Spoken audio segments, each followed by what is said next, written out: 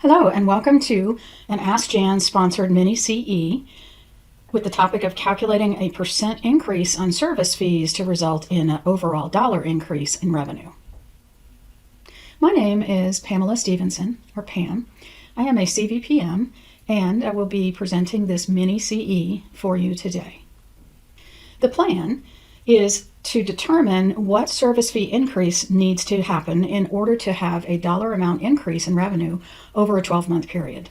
The standard process is to say that you're going to increase the revenue 2.5%, 3%, 4%, 5%, whatever it is.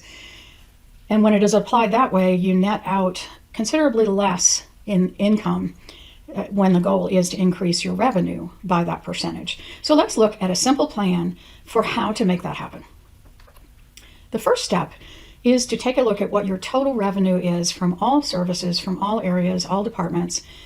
And in this particular example, the practice wanted to have a 3.4% increase in revenue. And so based on the gross revenue, that is $40,160 in desired increased revenue over the next 12-month period. So we've measured the prior 12 months. It can be a rolling 12 months, or it can be a calendar 12 months, just depending on when you're deciding to do this. So step 2, you want to calculate the amount of your shopped items. So these items are going to be excluded from this overall increase. The majority of the items on this slide are increased based on the margin or the markup that you have set from their cost.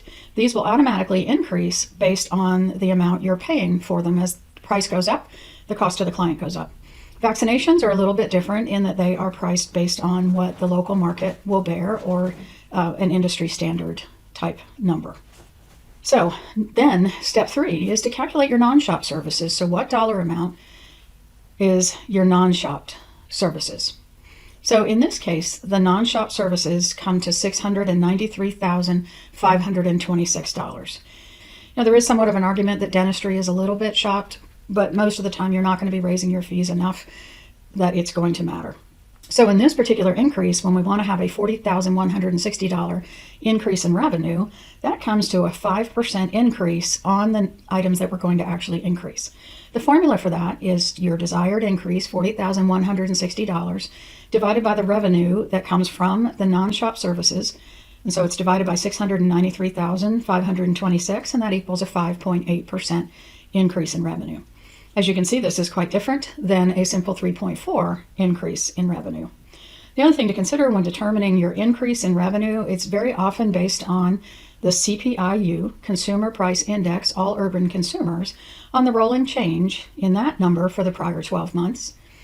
And that works if you have raised your fees fairly consistently on an annual basis to cover the CPIU cost, which is basically the cost of what it takes to live.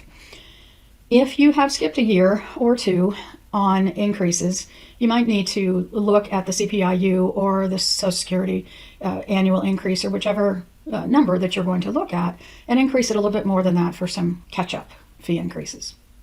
So the next step is to apply this to your practice management software. So in this case, it would be 5.8% to all the service categories of non-shopped items, so the categories that we defined on the slide before. So that's it. Super simple process. You can document it, keep it in an Excel worksheet, and that way it's very easy to plug in the next set of 12 months worth of numbers in order to make your next year's increases. And you can apply this increase either all at one time. You could split it and do half of it and then the other half in 6 months, or you could quarter it and do a portion every quarter. That is up to you. But honestly, if your price increase is less than 10%, I would not split it. It's more complicated to do that, especially if you have to reissue fee schedules and train your staff on what the new fees are.